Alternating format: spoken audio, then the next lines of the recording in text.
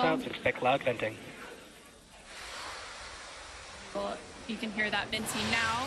Obviously, rockets are very loud, and the sound can impart pressure loads back on the rocket itself. The ton of water absorbs and prevents the sound from hitting the structure and reverberating back onto the rocket.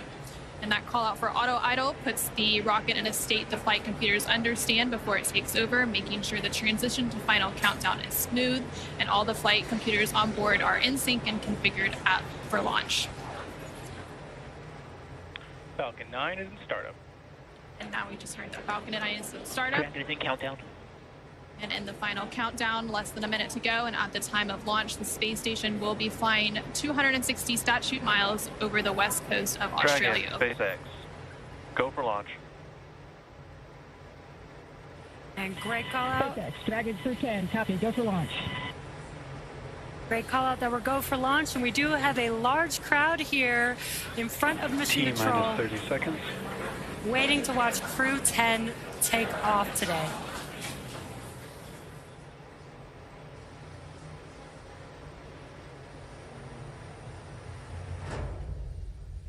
T-minus 15. T-minus 10. 8, 7, 6, 5, 4, 3, 2, 1. Ignition and liftoff. Go SpaceX, go NASA Crew 10.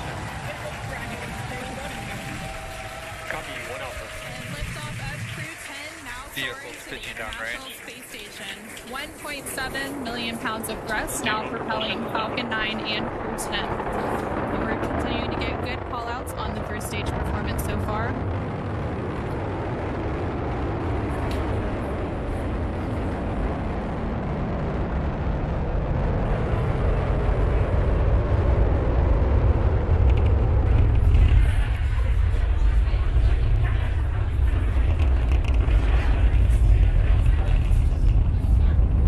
We're now 40 seconds into today's flight. Power and telemetry nominal. Continuing to get good performance call-outs. Dude, throttle down. Yeah, we are throttling down the engines in preparation for Max Q. What great timing that was. We just passed through Max Q. That's the largest structural load that the vehicle will see on ascent. Vehicle supersonic.